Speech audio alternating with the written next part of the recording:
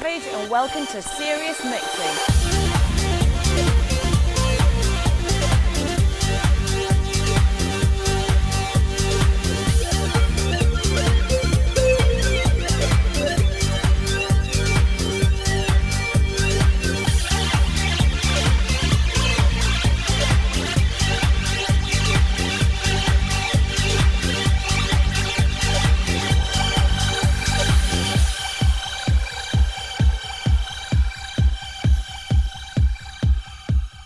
When I learned to mix, which took place over a very prolonged period of time, there weren't really any role models, so I kind of had to do it by trial and error.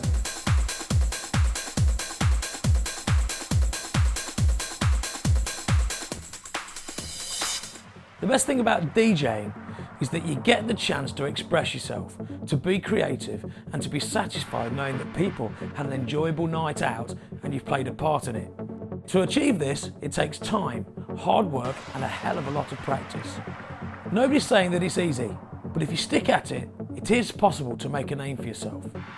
At its most basic, DJing is the act of presenting a series of records for an audience's enjoyment. No longer are they introduced, but they're performed, creating a set, feeding off the floor, but the basic skill of DJing remains the same. Clubbers can't help project their excitement towards the DJ, giving them godlike worship. That's the dream. Hi, welcome to our little home setup. We've got all the equipment ready. Anne and myself are going to take you through the basics of learning how to mix and some more advanced stuff a little bit later on. So I hope you're ready.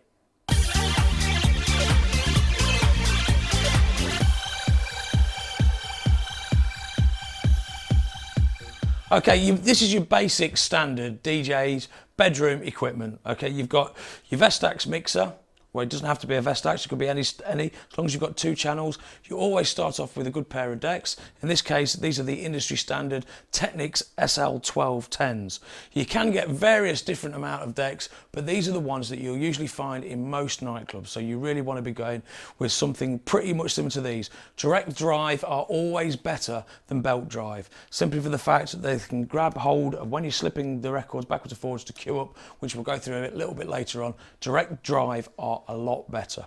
Also, you want to go for your speakers. Now, obviously, most of you at home will have your standard speakers and you already have through your bedroom equipment of whatever kind. You want to try and place your speakers around about ear height. Okay, that's what you want to do because you want to be having them facing you at your ear height. It's also very, very important to make sure you have a nice flat surface to put your decks on.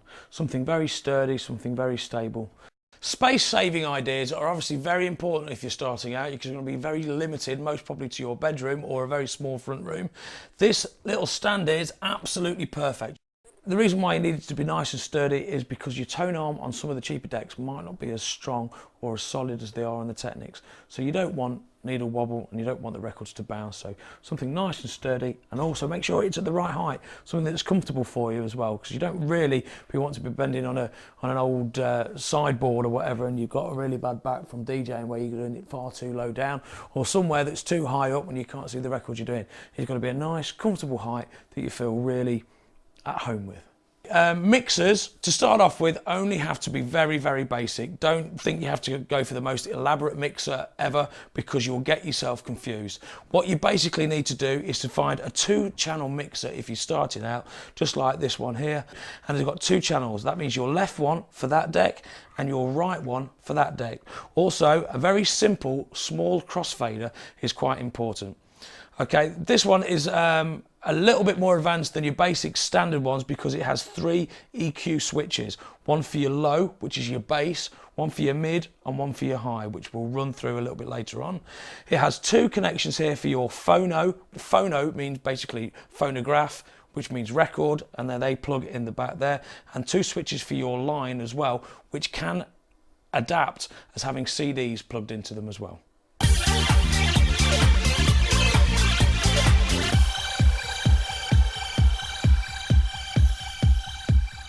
Obviously, headphones are a very, very important part of a DJ's career. I prefer the ones with only one wire coming out. If you get another one with another wire coming out, you usually find that you get them tangled around your neck, but this is only for professional DJ use if you're constantly using them. Okay, so you want a nice closed cup headphones that feel very comfortable on your head. Okay, so what you want to do, you want to make sure that they're comfortable on top of your head and that you can flip backwards and forwards on either ear, depending on which ear that you want to use.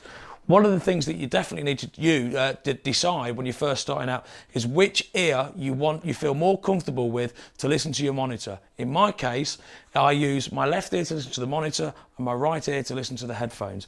It doesn't have to be that way, and there's a lot of other people prefer it the other way, but I just find that a lot easier. I usually have the wire quite relaxed so it doesn't get in the way, and I can feel accessible to all the decks and all the equipment at all times. And also, the very important thing, your records, which should be under there, and your drink that will usually be at the side as well. That's usually very important. I first started off DJing at house parties and also student parties, and then sort of progressed on to doing clubs, promoting. I mean, that's you have to start somewhere as a DJ, and you can't expect to just walk into a club. So you have to, it's a lot of self-promotion. I play to the audience, because at the end of the day, the DJ's there to entertain the crowd, and if they're not doing that, they're not doing their job. The levels of the headphones are a very, very important part.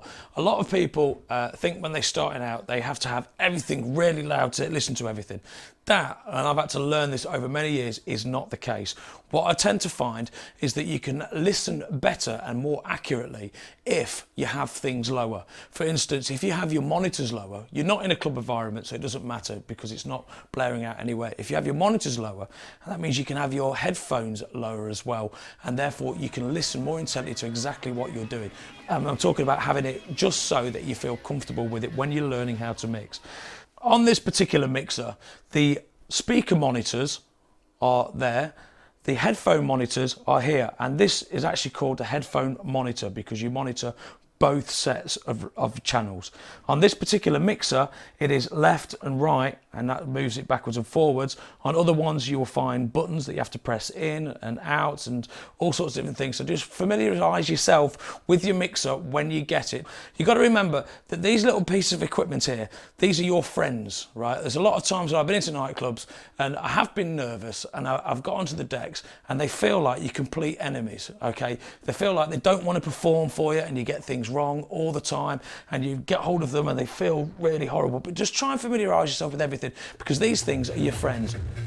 When you're actually mixing, or what we call in the mix, there is two choices of using your headphone monitor. You can either you listen to one that you're bringing in one ear and one in another ear on most sophisticated mixers. There is also a thing called a split cue. So effectively you've got a monitor in one ear and the headphone monitor in the other.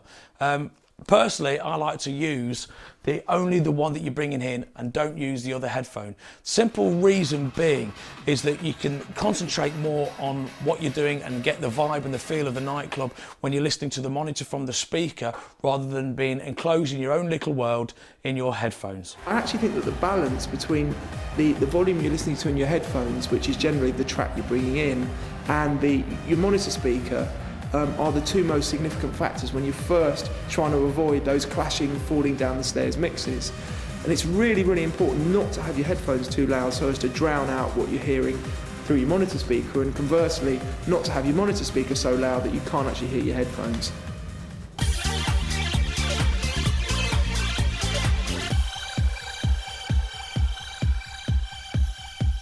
You will notice certain key features which obviously are familiar on most individual decks. This is called the balance weight at the end. We'll run through that in a minute.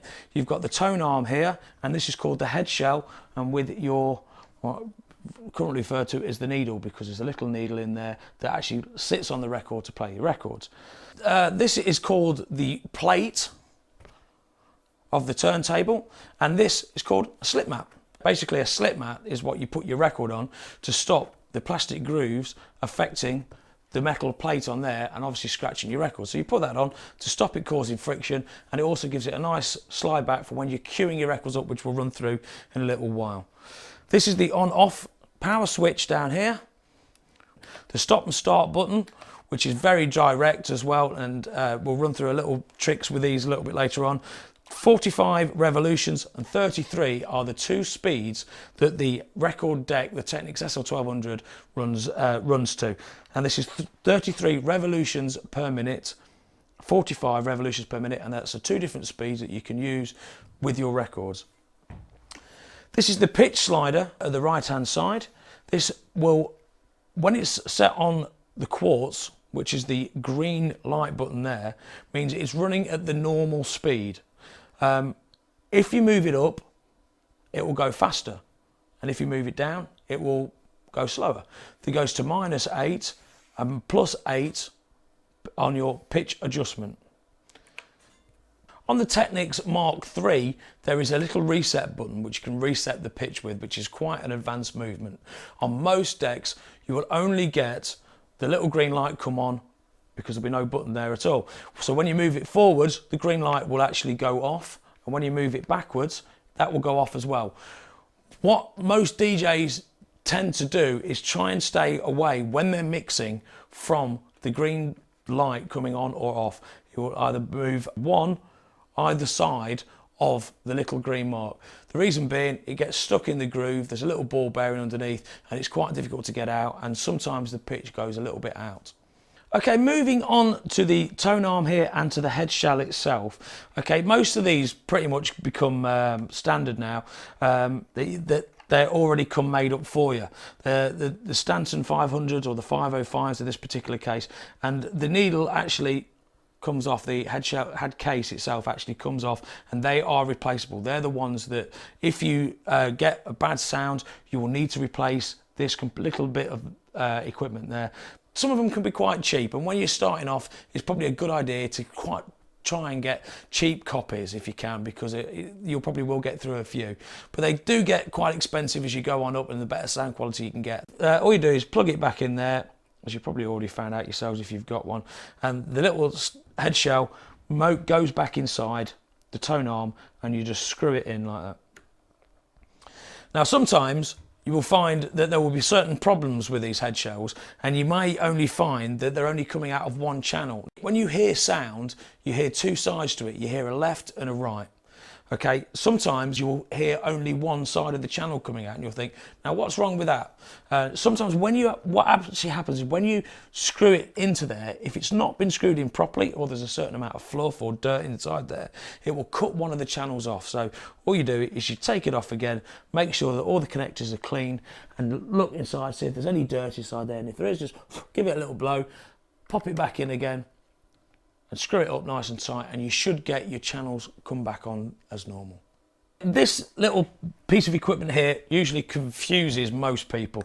This is a height adjuster, and this raises up and lowers down, if you read your Technics manual or any other manual, of the height of the angle that your tone arm will come down and rest on your records.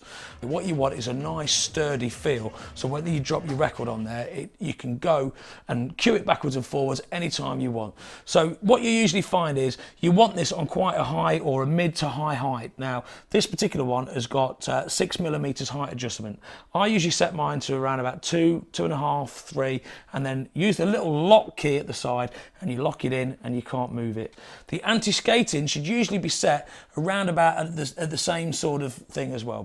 The weight adjustment it's up to personal preference really, but what I tend to do is to find either the heaviest weight so that it can go down onto the record as heavy as you can to keep it nice and deep into your grooves. Another little tip that you can do, which I found a few years ago, was to take the weight completely off, which is not always appropriate, and if you talk to most sound guys, they will not be very happy with you because it ruins their needles. But you can turn it around the other way and you get extra added weight that forces your needle down onto your record. This will mean that you will get through more needles. When you're learning and you've probably got not a lot of money, that's not really a good idea, so try and find the best weight. But for practicality in a nightclub, you do need the best weight for your feel on your records in the nightclub, because there's a lot of knocking around, people walking by your decks, so you really want to keep it as heavy as you possibly can. The little strobe lights on the side of the record are used for two reasons. When you press start, you will see that the third one down on 33 stays absolutely still. When you move the pitch backwards and forwards, well, for instance, I will move it slowly forwards, and you'll see that the strobe light moves with me. That is going forwards. That's on +4, +6, +8, and there we are. Back as it stops still because that's dead on the quartz. And then you move it on to 45 and it does exactly the same. Sometimes, and I'm not saying that Technics don't make very good decks because they have, these quartzes go slightly out. And to check on this, for instance, if you are playing at +2 and you know that that little third light down is staying still, that your pitch adjuster has become slightly out and it will need to be seen to, but that's only after usually a lot of use. The last little piece that we've missed out here is this little old-fashioned Q lever. Obviously with the modern use, you don't use that at all. If for some reasons you'll find that you're out DJing somewhere and the Q arm comes up on its own or gets knocked or anything like that, then you'll just find it will sit above your records. Don't panic, just pop it down again.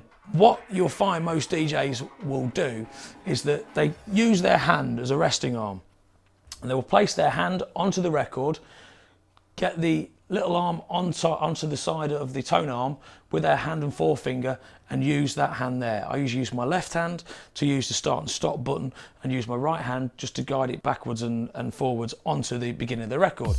The first sort of sounds I was into was sort of early Chicago house, and then onto sort of Belgium techno, Frank DeWolf, B-sides, that kind of stuff. I didn't have a lot of money in the beginning, obviously, and the first set of decks I bought was a pair of Akai decks with no speed on, and you couldn't mix on them, but you know, it was just one of them things where I wanted to get into it and wanted to have the stuff, and it turned out all right in the end. It wasn't until after doing it till about 12 years that I was confident enough to, you know, start playing at big clubs. I remember when I started, I was 15, I did pirate radio, and we had belt drive decks with no pitch control, and we would mix by just slowly stroking the record into time and without making it sound like you're actually pushing the record into time. And that learned me the basics. I could learn how to mix and how to monitor in the headphones and things, but I think eventually you're going to need the 1210s. If at all possible, start on the 1210s, and then you're learning good habits straight away. Set structure. If I gave someone perhaps 24 records who could beat mix, they probably couldn't make it work in a club. It's the way you put those records together, what you play after what, the way you'll drop the record, drop the tempo down maybe, and then build it back up. That's the most important thing as far as I'm concerned. Being patient at the same time, not totally giving the crowd what they want, particularly in a warm-up set. Learning to manipulate the crowd through the music, rather than playing a record and getting a reaction. The way you put the records together, get an overall reaction. I think that's important to realise how not just one record makes a set. Okay, next we moved on to the back of the mixer, which is a very important part. And we'll just run you through what all these little bits are. Obviously you've got a power switch which is on and off. This is your DC in, which connects the mains to the Vestax mixer. Your record and line input you will need if you are recording a set, and also your output is there for your left and right to obviously will then go into your amplifier or whatever system you're using to go into your speakers. The right deck usually goes into the Program 2 right phono, which will be your right one, and your left one will be obviously your left one. If you are using an external CD player or maybe a mini disc and you're playing out from those as well, you can have 4 lines of input, and the 4 lines of input come into here, but the phono ones have to go into phono. If you plug them into the other ones, they'll come out a very low sound or you'll get a very horrible buzzing sound. So, but your CDs, for instance, if you use an external CD and that comes in, they will go into line, and all you do to use it is switch it over to the appropriate one, left or right, or 1 and 2 in this case. This little beauty down here are very, very fiddly things. This is called the earth, and each deck has an earth lead. Plug it in to the back of the mixer to earth it. If you don't, you'll get a horrible buzzing sound. So the best thing to do is tighten that up as much as you can and try not to bend the wires at all, because they can be quite sensitive. We visited Hard to Find Record Store in Birmingham to get some advice on buying records and looking after your hardware. Hard to Find first started in about 1991. My managing director started buying collections off people and selling individual records to other members of the public, and from there it's grown and grown, and eventually we've come to this shop here. We get a lot of people from abroad, especially sort of America, Japan, all over the world basically, looking for out-of-press vinyl. And they do choose to come to our website. We get up to 1,000 orders a day posted out around the world.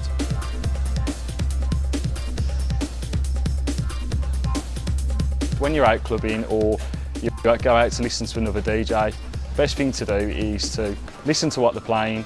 If you like it, then just choose from there really, whether it's house, garage, funk, soul, disco. What I'd say then is to go to your local record shop such as this, ask a member of staff to pick you out a few tunes, take them to the listening posts, and then just take it from there. The best thing to do is just play what you like. I mean, obviously when you get sent a lot of records, you've got to get a sort of system going on how to listen to them. As soon as I get one, slam it on the deck, listen to the intro, listen to the beats and the percussion, straight into the first break, and then out into the main section, and then the outro. And by that sort of time, I'll know whether I like it or not.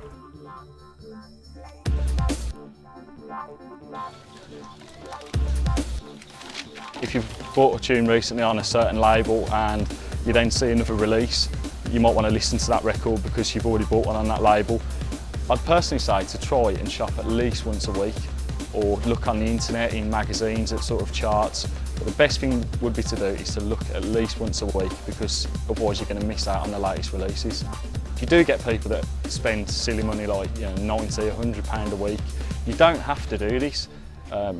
You can be quite good just spending £30 a week.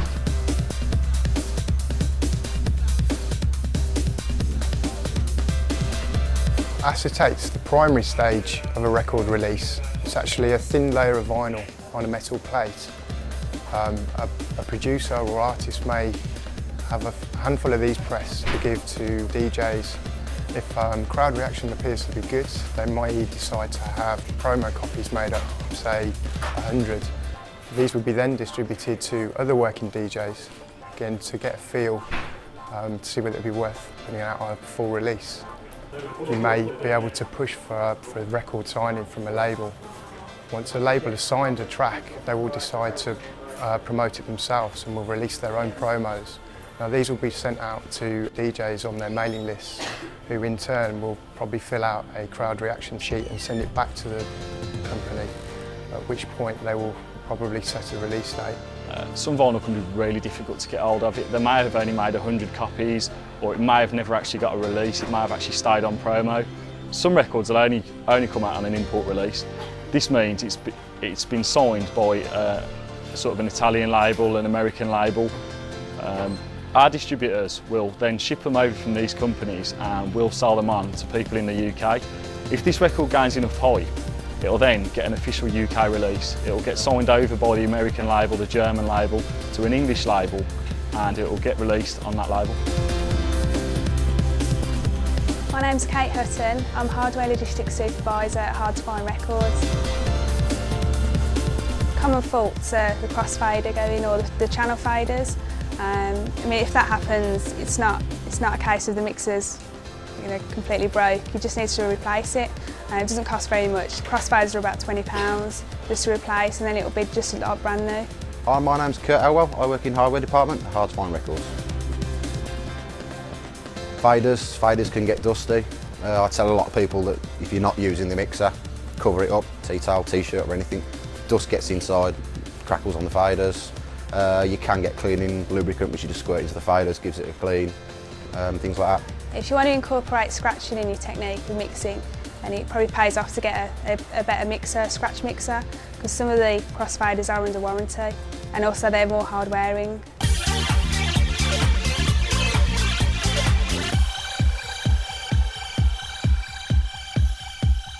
Okay, I want to actually just run through reading a record. Now, looking at this record, you're going to say to me, you don't know anything about it at all.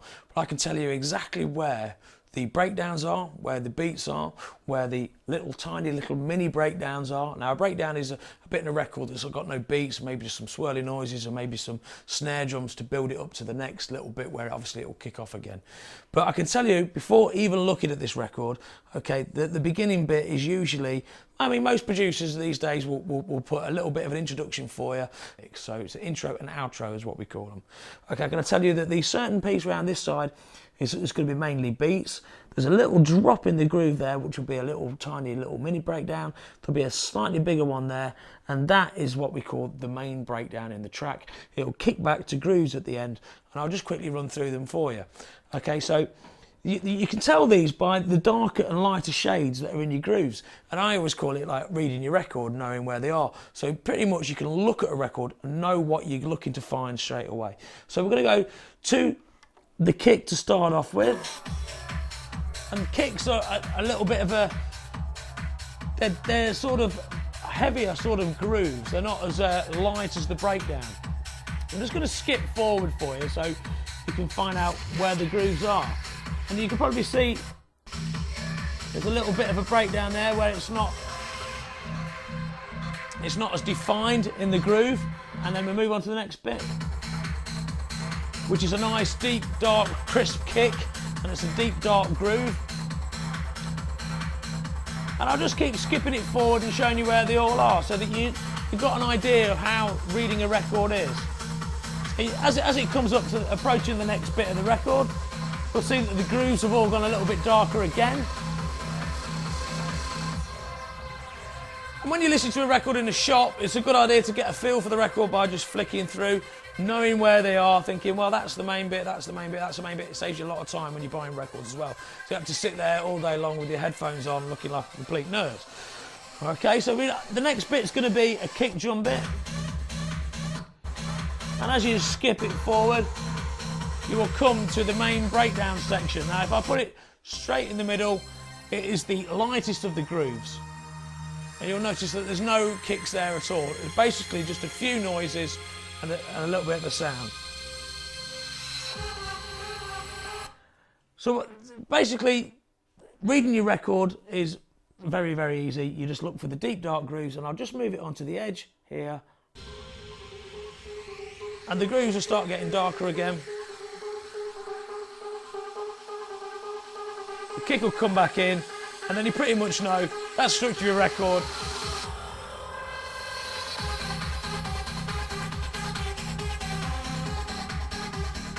So there you go, that's called reading a record. I'll just move on to the end to prove that what I was saying was right. These are all nice, deep, dark, crisp grooves. And it's come to the end of the record and it'll finish on a nice kick.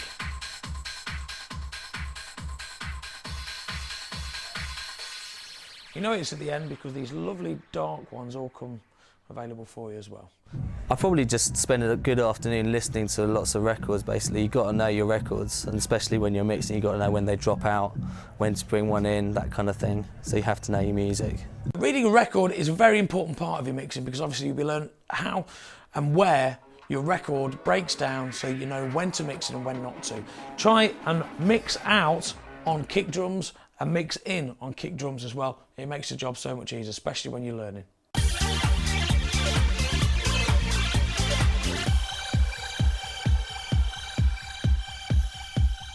Next is our introduction to beat matching. Before attempting to beat match, we must first find out why we are attempting to do it. Way back in the 80s, the DJ used to be playing the record and everybody would come running onto the dance floor, and then when he'd finished playing that record and play another one, everybody would stop and go again. Now us DJs got fed up with it. Basically what we wanted to do was create a seamless groove that people stayed on the dance floor for a certain period of time. This also means that the entire set of 2 hours became an absolute work of art. DJs would bring their own different styles into how they mix their records in and to their own different personal tastes of music and make it into one seamless groove. Finally, it gives the DJ an opportunity to show off, and showing off is what we're very good at. And showing off can also mean good fun. Here we can visually see how the beat structure works. Beats are placed together in groups of 4, 8, 16 and 32. This grouping of beats into multiples of 4 is a concept that is important to grasp. If you have a track that starts with a bass drum, the chances are after the 16th or the 32nd beat, a new sample will be introduced. You should always set off a new record on the first beat of a bar, ideally on a cymbal or a distinctive sound. This way you will get the two records complementing each other when they are heard together in the mix. The old record will wind down in sounds, vocals and percussion while the new one builds.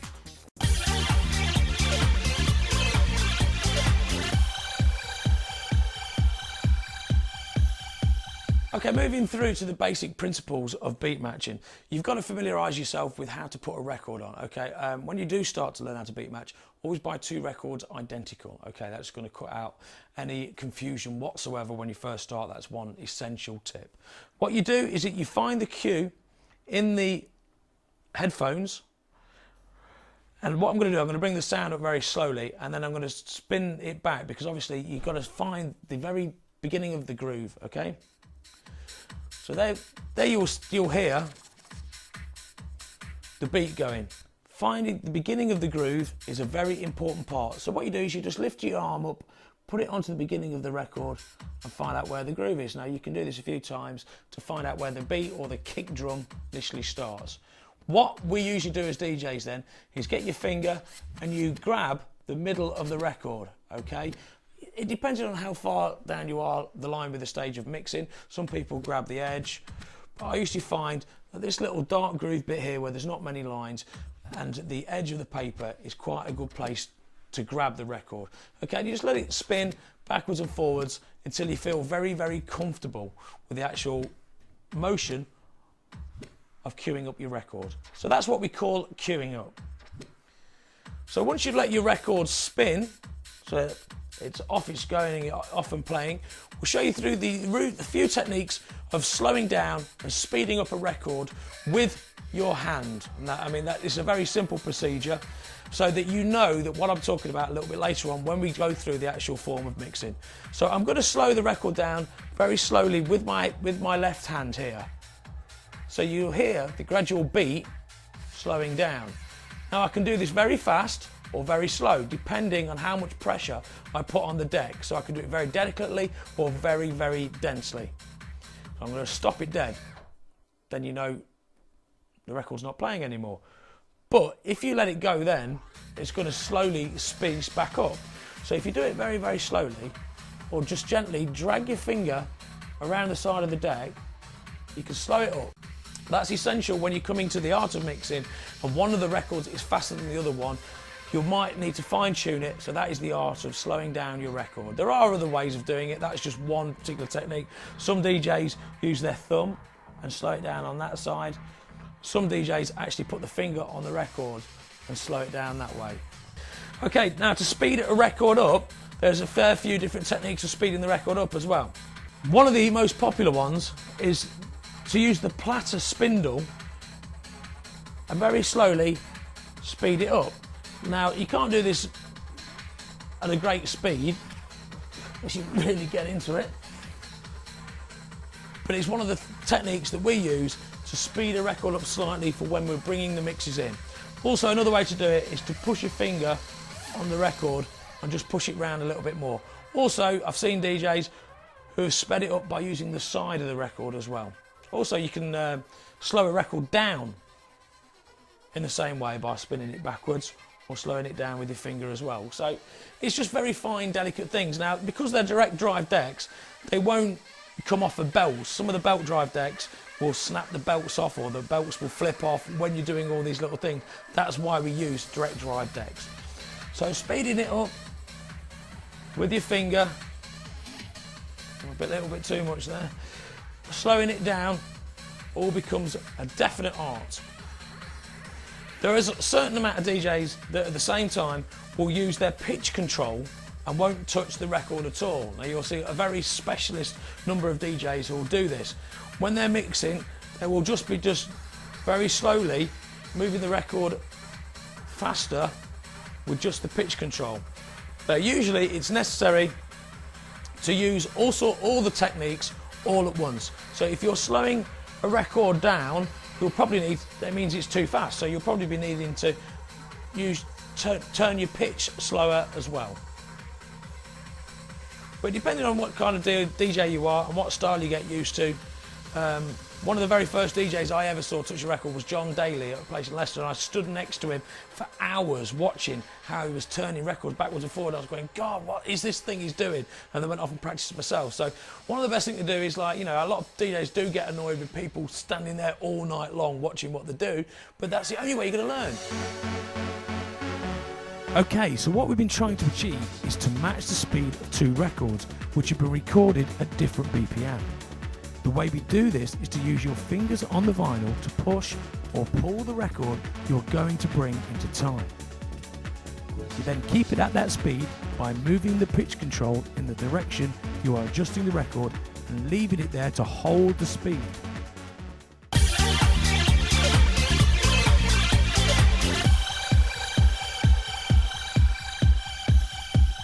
Okay, so we're going to run through some very beginner's basics of how to beat match. You're going to play one record, make sure you're comfortable, you've got everything surrounded by you. You're going to play your first record, and off we go. Okay, you've got the sound up, you're happy with the sound from the monitors to your ear, make sure all the level's correct. You're also happy with the sound you've got from that one in your headphones. You take your little monitor button, move it onto the right hand side, and off you go, trying to get your record queued up in your headphones. Just to give you an example of how it should sound, this is how it should sound. When you're queuing up, it should sound like the kick drum just going over, and you're matching it up. So you've got to wait for a beat before you can cue and bring your kick back in.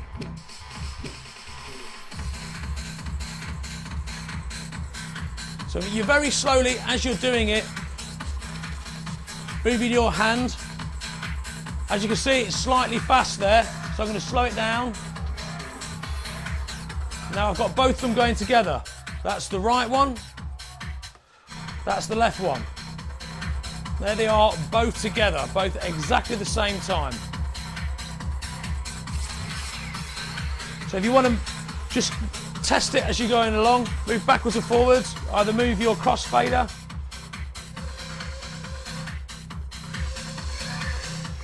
or up and down. So once you've got it going and once you've got it moving and you know that you're going pretty much in a good, nice little groove, if you want to try and test yourself and move backwards and forwards, okay? We've both gone into a breakdown. We never ever mix in breakdowns. That's one of the important keys of what we do. So there's a little breakdown. And we're going to do it again. That one's too slow. Now I've moved it too fast. And as you slowly move it backwards and forwards, you can feel the groove coming together. So basically you've got them both going again now. So if I slowed this one down, you'll hear it go out of sync, out of time. And it sounds like two horses running down a road, all right? So then you just slowly try and get it back in again. So it's all about fine-tuning your little bit of mixing skills, how sensitive and soft you are with it. They're both going together now. So we let that one, obviously, when you finish and ready to do your mix, you move one over to the other by adjusting your lever levels. If you wanted to then go back onto the other one and get this one back to the beginning, you cue it up, just like you did the other one. You anticipate when the beat's going to come back in. Too slow. So I'm speeding it up. Now too fast. And as you can hear, the beats are nice and crisp together there. You can keep a mix going like this for as long as possible. But when you initially start, you want to try and use the quartz buttons and place them in the quartz so that you know that they're exactly the same speed and you don't have to mess around with the pitches until a little bit later on. We'll go through that in a little while. So they're both going together now. So what you would do is just go back from one to the other and keep constantly moving it backwards and forward until you're familiar with the motion of cueing. From start to finish, the mix starts probably about five records before, because I don't tend to pick the record one after the other. I tend to go in a direction with the record, and I section my box off accordingly into style. So I'll probably move into a certain style, know probably the next 5 or 6 records that I'll be playing in my head, kind of thing. And then it's basically cue it up, take my time queuing it up, don't kind of rush it in the last 1 minute and then fluff the mix, kind of thing. Take the time, once it's queued up, then relax and stop thinking how the mix is going to go. One handy tip if you're confused: if your new record needs to be faster or slower, try it in both directions and you'll probably be able to hear in which direction it needs to go. When you're pushing a record on, it's much better to feel the beat in with your fingers. When you slow it down, press the platter on the beat. Remember to be patient and calm when you're trying to match the beats. Once you have them, stand back a little from the decks. Don't touch them and listen to what's happening. Eventually, you'll hear the one you're going to bring in drift away from the live record. You can make fine adjustments in this way.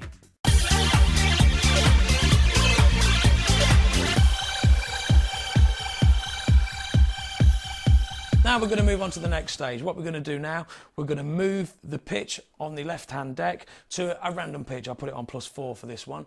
And then we're going to try and find the same pitch of the identical record that's on the right-hand deck. So off we go. Now, obviously, I've been doing this for quite a few years, and I know pretty much how to do it straight away because I have to do it in very short space of time. But for the benefit of the camera today, I'm going to spend quite a bit of time running you through how to get and find the correct exact pitch. Okay, so I cue up my record. Now, obviously, it's been left on the quartz on the right-hand side, so I can see that these two records I know are exactly the same, but they're about +4 out. Okay, so I cue it up, and I know those records are out. So I'm very slowly going to speed it up. No, that's not quite right. I'm going to... So I'm not happy with that.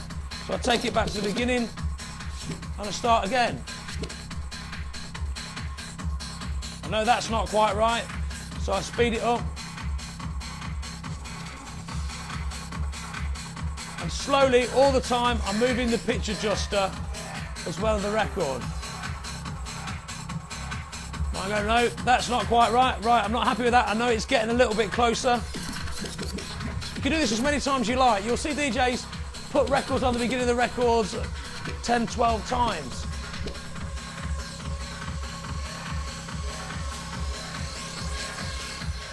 Right.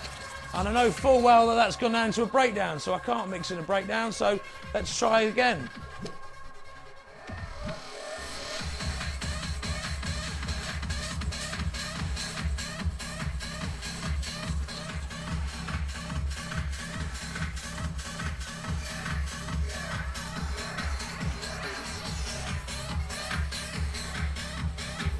And before you attempt to mix, you make sure that the beats are absolutely perfectly mixed.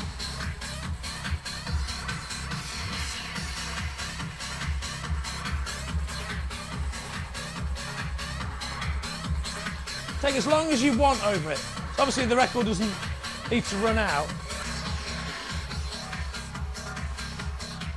So therefore you've moved from one record to another in a very smooth action mix. If you are really unsure about where a record should be on the pitch, use a process of elimination. Move the slider up where you can definitely hear it's too fast, then down so it's too slow.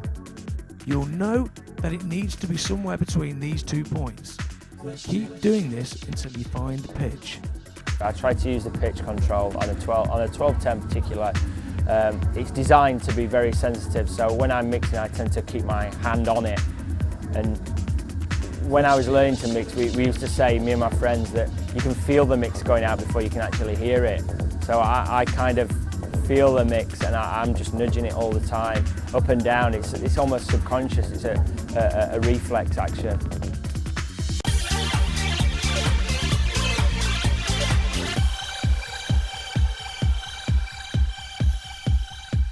going to introduce this time is a remix of the same record. So it's going to be different beats, different sounds, different bits where the breakdowns come in. Okay, so what we're going to try and introduce is a little bit to the next stage. You get your record that you got playing. This is the new remix, which you're going to try and play for the first time and match the beats up to. Okay, so you find your beat of the record. This particular one starts off with a very slow kick. So there you go, you're finding it. So you know I'm got my channel up so that you know that I'm what I'm doing.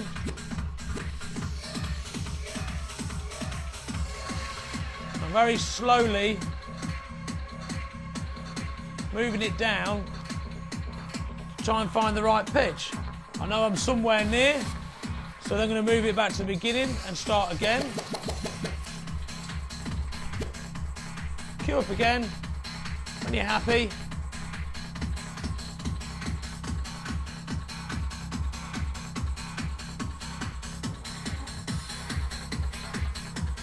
Very finely adjust it with your fingers.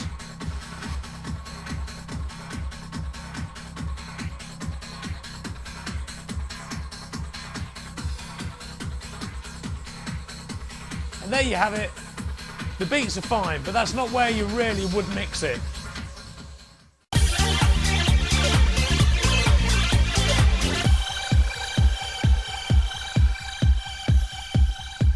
Okay, so now you've actually mixed in your first remix or record that's not exactly the same. Okay, so what you do then is you go and get your next record that you're ready to get on there. That's all ready to go. But first I want to talk you through a tiny little bit about these isolators. Okay, they're frequency isolators that is on your mixer. So while this record is actually playing, this is the low frequency one because it's got a little thing that says low next to it. Okay, if I turn it out, you'll notice that the bass actually goes down with it. Okay, so if I want to keep it like that, what it's actually done is knocked the frequency of the bass down to nothing. If I turn it back to its normal position, you can hear the bass returning. If I turn it up the other way, you'll hear it increasing the bass. Okay, you don't really want it to have it too loud. It's nice to keep them all around about the 12 o'clock sound because that will keep it without distorting. Okay, you don't want it too hard. So we'll try the same with the mid, just to show you what actually happens when you turn it out. You'll hear most of the mid-range being shrank and virtually disappearing. So moving it back to its normal position and moving it the other way can slightly distort it, but you're still getting a good sound. Okay, so that's the bass, that's the mid, and the high frequency. The high frequency usually works on the hi-hats or anything that's quite sharp. So it will make it quite muffled if I turn out the high frequency. Turn it back again, and you'll hear the sounds coming back. You'll see a lot of DJs playing with the knobs, basically, backwards and forwards all day long, trying to get a different sound out of it. It's almost like remixing live, but I'm showing you how to do it very slowly. A lot of them are messing about, and it's almost trying to get something different sounding. I may drop the bass slightly to make the mix slightly smoother as I'm bringing it in, and then alternate, lift the bass and drop the one on the one that I'm taking out. I may drop the top slightly on the record I'm taking out as well, but I don't concentrate too much on the EQ. I tend to manipulate the EQ more when I'm not in the mix, just to get an effect on the sound kind of thing, particularly in breaks and things. You have to obviously got to bring the tune in with the faders, but you mix the record tonally with the EQ. So you got to find the right balance basically, and it's down to practice.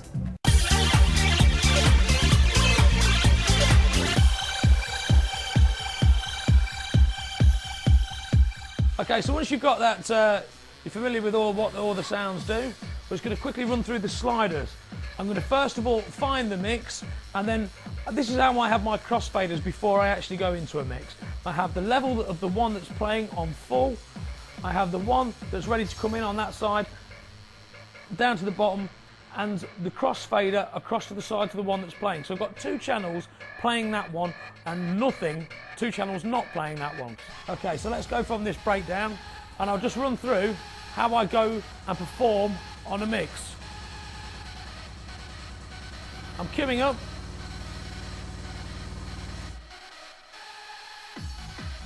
And I've let it go. I can hear it in my headphones. I'm matching the beat before I bring my sliders in. I then very slowly bring that first slider across. There's still nothing playing.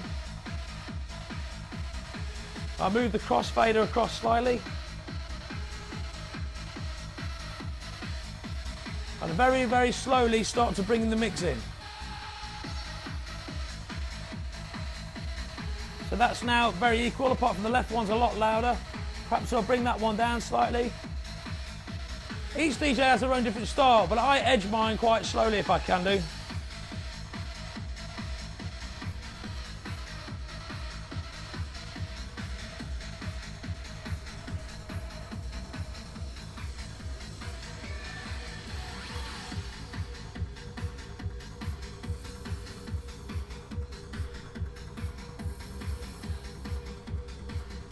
And very, very slowly, I move the sliders backwards and forwards. Of course, all the time checking your headphones to make sure that they're both in.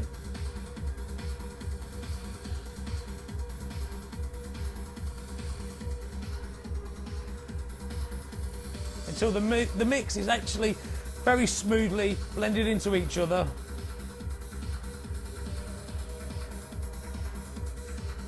And there we are, you're out of the mix. Okay, what we'll do is we'll go back again, but this time we'll show you how to do the mix using the isolator channels, okay? What I like to do is when you've got the mix playing, you kill the bass on one because sometimes the basses can clash with each other, so you want to make sure you've got all the tools available to you. So I'll just talk you through this again. We'll put that on from the same breakdown. Cue up your record so you're ready. Slightly faster this time. Moving your crossfader over.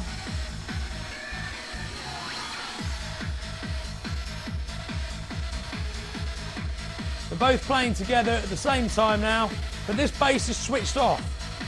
So I'll slowly edge that bass out.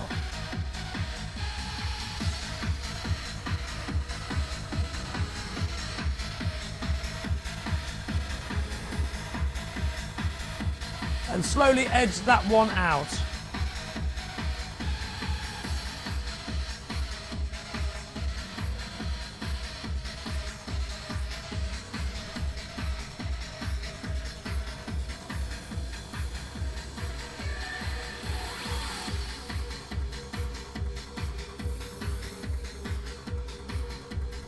Very slowly moving the sliders backwards and forwards, creating a very smooth mix so as not to disturb the people that are having a good time on your dance floor.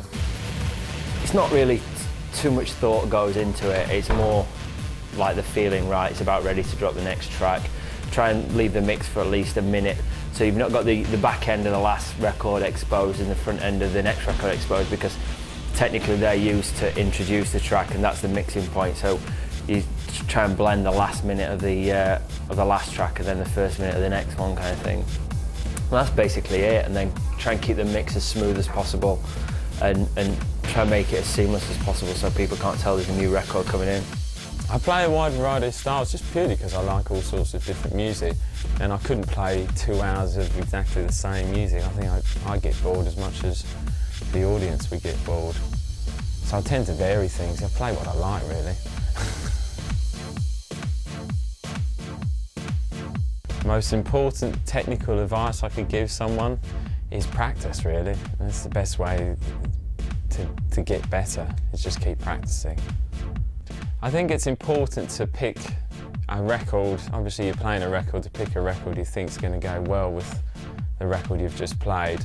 Work out when the record you're playing is on, say, a downward spiral, and try and combine it with the record you're bringing in as it's on an upward spiral. And when they hit together, it's probably a good time to drop the second record.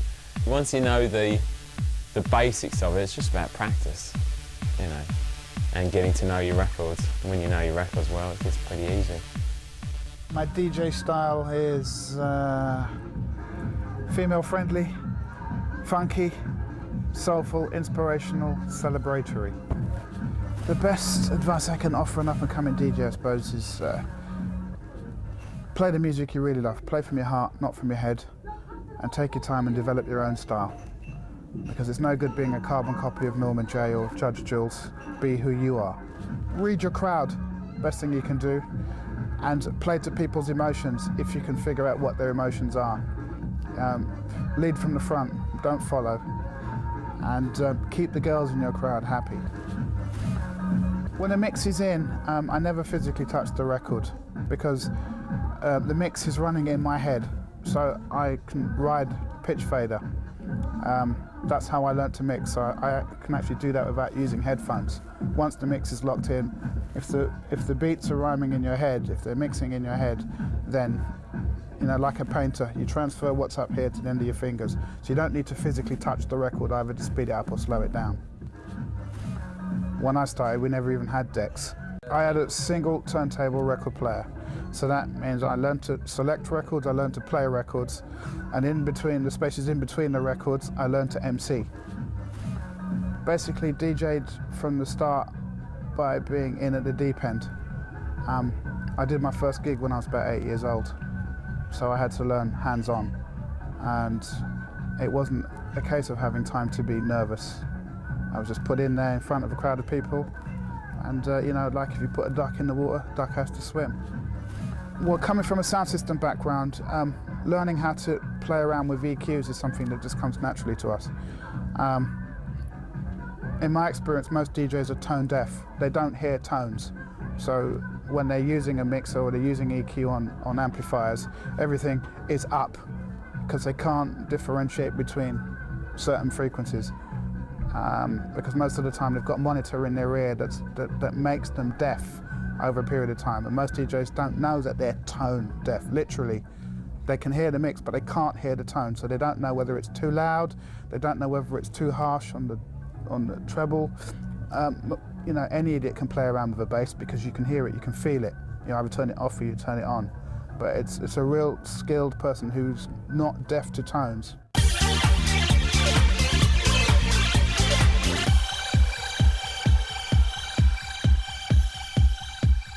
Okay, so you've done your first mix, and JFK is showing you how to do a basic mix using the EQs, how he would do it, and now I'm going to show you how I do it. So, first mix is playing.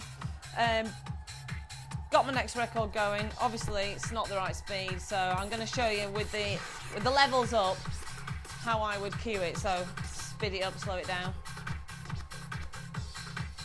It's too slow. Pushing it on with my finger as close as you can get to the spine of the record. Then you don't get a case of that. If you push it too hard, it'll slip. Bit of a breakdown. Bring it back to the beginning. Don't waste any time. Make the most of all the percussion you've got because time's limited before your first major breakdown. Missed it.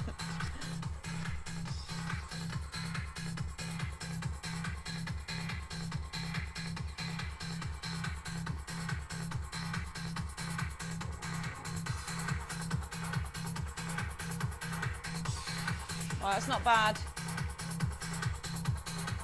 I'm not using, this isn't how I'd bring it in at all. This is just, I'm using the EQ in the headphones to make the most of the sound that you can get through your headphones so I can hear. Sometimes I turn the trebles up really loud in the headphones, but remember to turn them down again when you bring your mix in. Okay, breakdown's coming up. One final check that the beats match.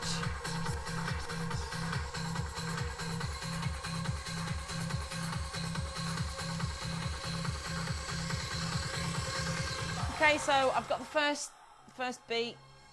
I'm tipping my fingers, got the record in my ears.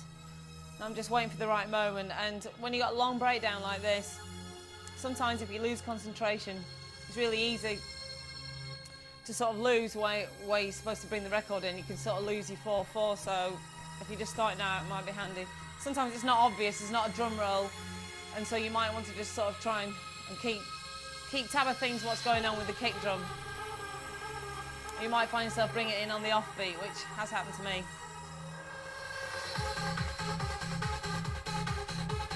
Okay, so it's in. Bring it in slowly.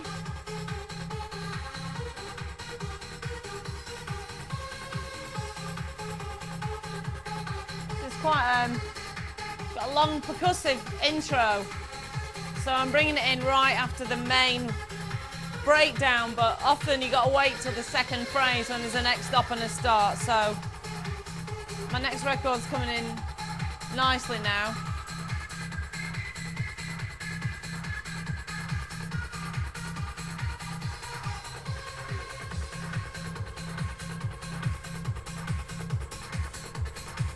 Turning the bass down on the other record. More importantly, turning up the hi-hats and the mid on the record that's coming in.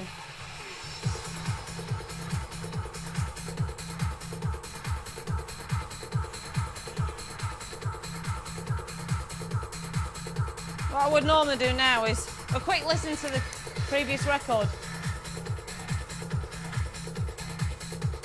It's going a bit fast, slow it down on that one.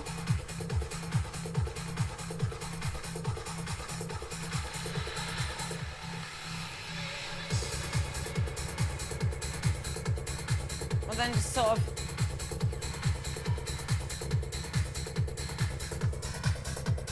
keep your eye on the last record that's playing, slow it up, slow it down, into your next record.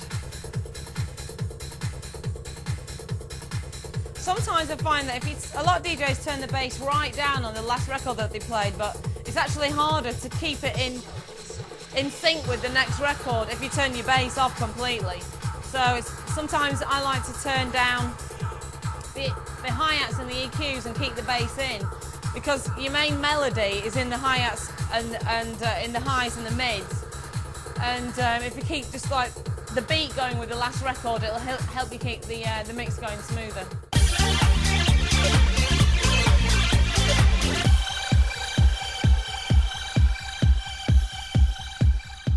What I want to talk to you about next is the gain or trim, and it's usually the top dial at the top of your mixer.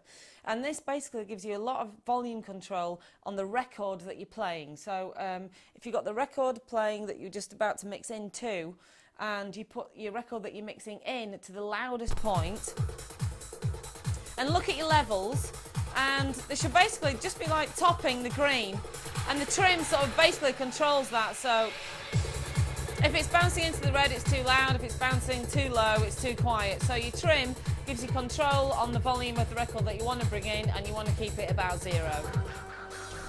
You've got to be careful with your gains and always keep an eye on them. There's not worse than bringing something up that if you haven't checked, the gain's a lot louder than you'd expect, and you've also got to worry about how loud the actual track is being pressed. As you know, some records are louder than others, so you've always got to keep an eye on where the gain is. Always, preferably, bring your track in below rather than above, because you can always bring it up, whereas if you've got to bring it down, that means you've messed up. So you keep an eye on your gains. So this is where you've got to listen, you've got to take the earphone off and listen. You don't have to take it off completely, you can still hear the hi-hats and stuff in your ear, but this is how you make sure that your gains are pushing up. There's a lot of slides. They'll have all the volume will be within an inch, or maybe even less, half an inch. So you can move it up and down for like an inch or two, and it won't really affect it. But then you get to a point, and as you bring it down, it'll just drop, and that is your main point. And that's the beauty of knowing your own mixer. Different mixers, when you're moving around and you're using different mixers all the time, you've got to make sure that your slides, where the sensitivity begins with the slides. So before every mix, make sure you keep your eye on your gain so that your beats don't come crashing in louder than the other record, because at the end of the day, everyone wants a smooth mix. In my case, I don't use a crossfader at all because I find that there's a real difference between certain crossfaders on different mixers. A lot of the techno DJs tend to use the crossfader a lot, and if they get it right, as in Carl Cox or Dave Clark in particular, it sounds really good. I just don't find that I use the same mixer often enough to be able to do that, therefore I tend to take the safe option and go up and down and be a bit like a traditional old school old fogey who doesn't know what a crossfader's all about. For me, smooth mixing is a lot easier if you use the up and down sliders, and you can also do your chopping without your crossfader, because your crossfader, and especially a lot of crossfaders, have too much of a dip in the middle when they actually bringing the two tracks in. So if you've got your sliders, what you can do all your chopping you want, but you've got your levels right. And that's the most important thing. It's all about levels. That's a smooth mix. The difference between a smooth mix and a rough Sort of mix. creating a big atmosphere, everyone's stopped what they're doing and everyone's looking at you. And it's sort of big scary helicopters. And then I would then I'd just drop my beat in, boom, boom, boom, and you're away really. Yeah. The main thing about DJing, I think, is when you're up there, you've got to grab people's attention. And once you've got that attention, then you've got to keep it.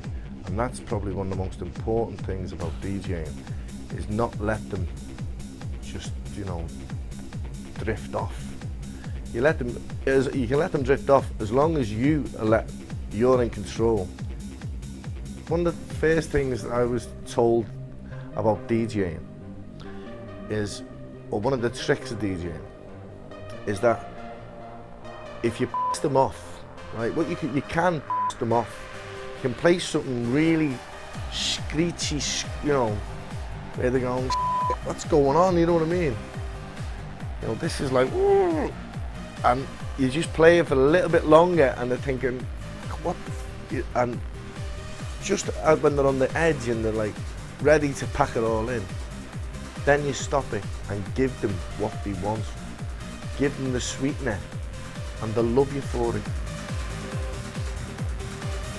You've still got to be on your toes when you're mixing. You've always got to be listening, because the minute you get a bit cocky about it, the minute you think, oh, and you get distracted, is when it moves out.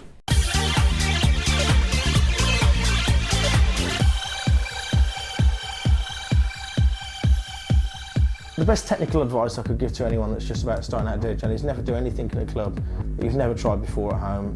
Obviously records could be out of key. There's a lot of variables that you've got to take into consideration before you enter a mix in a club. I mean, obviously you have to alter your sound. It depends what sort of club you're playing at, and it depends where you're playing in the world. I mean, some territories you go to that they'll like vocals, some territories won't. And you have to you never know until you actually get there. It's the same in England. You can go north, south, east, west. It depends where you go on, what sort of sound they're like, and you have to sort of get a feel for that and then tailor your set towards that. I've got favourite records that I would like to play, but you still have to get that feel for it when you get there. Practice makes perfect. Although I wouldn't say any DJ can say that. There's very few DJs that are perfect. If everyone lets one go in a set, or some people have their off nights as well. So most clubbers and most crowds are kind of expect you to make a mistake occasionally. And if you're playing the right music, then people don't remember that. People remember the actual atmosphere and the atmosphere that you're creating. What I did this weekend is I sort of have musical styles ranging from the harder stuff at the back to the sort of trancey stuff in the middle and the deeper stuff at the front. And then I just pick my way through it. But I never plan what I'm going to play. You can't do that. That's the worst mistake to make in the world, because if you start off on the wrong tangent, you've got nowhere to go. You just got to feel what the crowd wants. I don't plan my sets, but I plan ahead. And I'll have 3 or 4 records that I'll put together, and I'll use them whenever I feel is the right time. But it's nice to have little sections, so you've got like a really banging section, say, or a warm-up section, where these 4 records, by the time you play these 4 records, you're going to fill the floor, because that's what a warm-up's about. It's not about piddling around waiting for the main DJ to come on and not playing anything that he might play. A warm-up's about putting people on the floor. So you can have a warm-up section, you can have a banging section, you just put 3 or 4 records together and then wait for the right time to use them. You use familiar records to swell the dance floor. You're bringing everyone in. You've got to leave gates, for me, you've got to leave a gate open. And that is a chance for people to move away, and that's a chance for people to move in. You break things down deliberately to give them a break, and they can go out the gate, and then you build up and you play something familiar, a big tune. It doesn't necessarily have to be a big tune, but just something familiar for them, and then they'll come back through that gate. A filler tune to me is a tune which is quite simple, quite minimal, quite rhythmic, but is an easy way of getting out of one thing, out of one style, and going into a different style. So it's mainly just a rhythmic thing, and that's what you're looking for when you're buying. Filler tunes, they sort of sit in between the big records that you're playing. If you playing big record after big record after big record, you don't really get a sort of reaction to the record. If you slot in a couple of filler tunes in the middle, then when you play that actual big record, you'll get a wicked reaction from it. You'll see the crowd move. It's all about sort of taking them up and then bringing them back down. Well, it's hard to say how long do you keep records in your set, because some, last 2-3 weeks. Some you still play 10 years later as classics.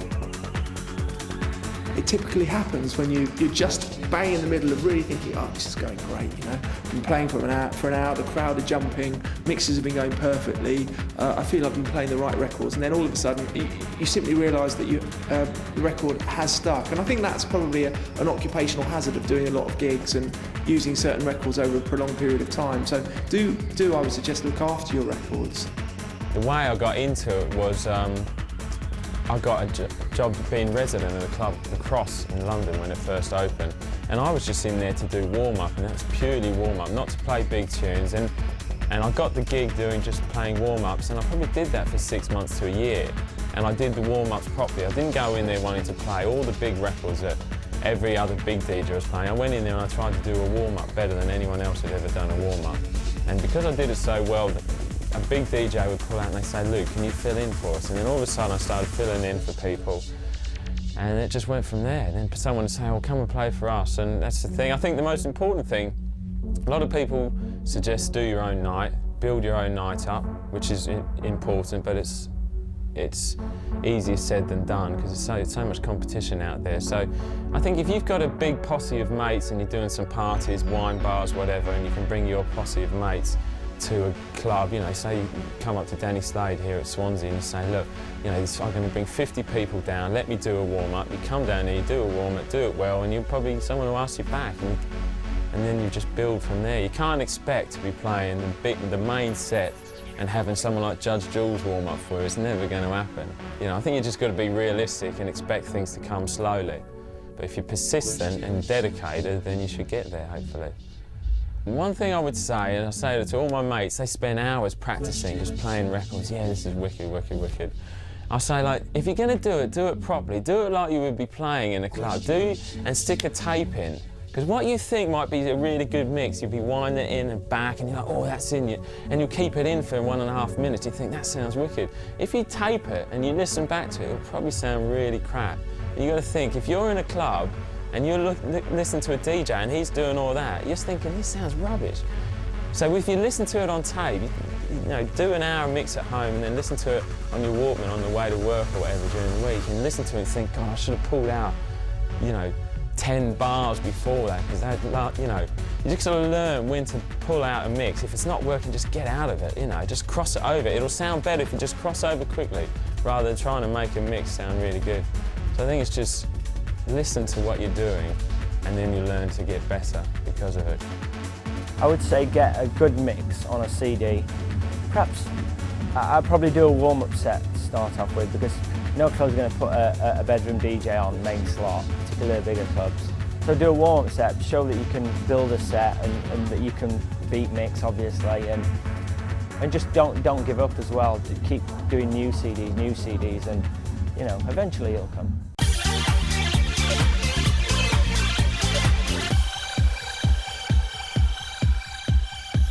There are a lot of CD players on the market now which have got more of a hands-on feel. A few years ago it was a CD player with like jog wheels, which mean you can speed it up, slow it down with your fingers. Now there are 4 or 5 units on the market which literally you touch it and it's like touching vinyl. People making their own music as well on CDs. You can burn it straight off your computer. You've got a decent CD player, you can play it out, playing tracks that no one's ever heard before. Same as like downloading it off the internet on MP3. There are MP3 players as well, which are DJ sort of MP3 players. Vinyl probably won't be around in 10 years' time. I don't think, not even for dance music. I mean, it just cost-wise to produce 100 CDs is so much cheaper than to produce 100 records. So record companies are going to move that way. It's just a matter of DJs kind of adapting to it. It's going to happen. So I mean, it is a digital source, and you can reproduce it 100 times and not have any like degradation of quality. So you've got the CD there, and it will be held in a digital, maybe a DAT, and just transferred straight to vinyl. But you've got no loss of quality. You don't get any crackling. You don't get, which I kind of miss. I like the crackling. I like the warm sound of vinyl. It's a slightly colder sound on CD, especially the bass sounds. But that's the way it seems to be going, definitely. I've recently bought the Pioneer CD deck myself for when I did my Essential mix. Probably 70% of the material on my Essential mix was actually on CD. So I kind of forced into buying it, and I've always used CDs before that to air new material of my own, and that various people have given me. It's not the same, but technically, you just have to take a bit more care queuing the mix up, because you've probably not got I'm not quite used to the actual pitch control on the CD player. Well, that's it for part 1. Look out for part 2, where we've got some more advanced DJing skills for you, including scratching, mixing with CDs, also how to promote yourself and your own club night, and talking to some managers and promoters. I hope that was useful for you, so go away, put it into practice, and good luck. The only person it's down to is you. Make sure that your practice is perfect, and your perfect practice leads to ultimate perfection, and you too can be the best. The best things about being a DJ is being able to do what you love and do it for a living.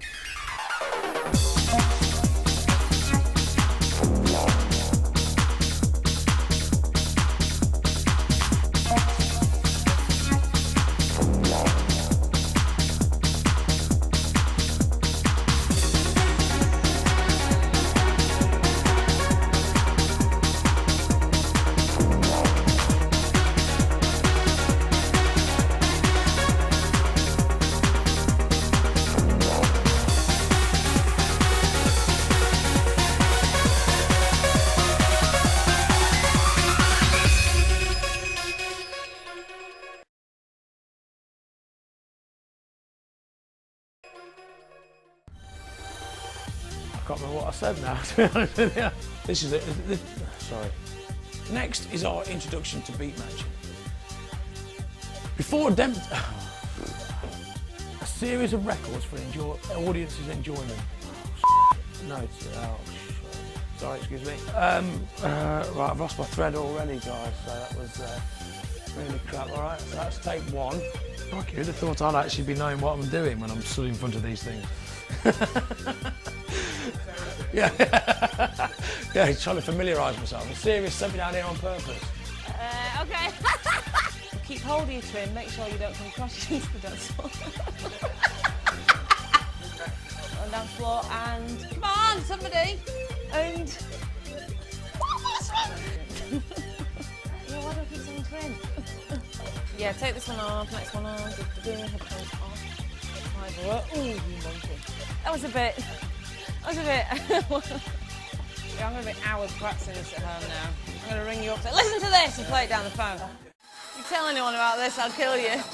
And some more advanced stuff a little bit later on. Hope you're ready. Yeah. That's far too cheesy, wasn't it? Obviously, you'll take more time and overdoing that one.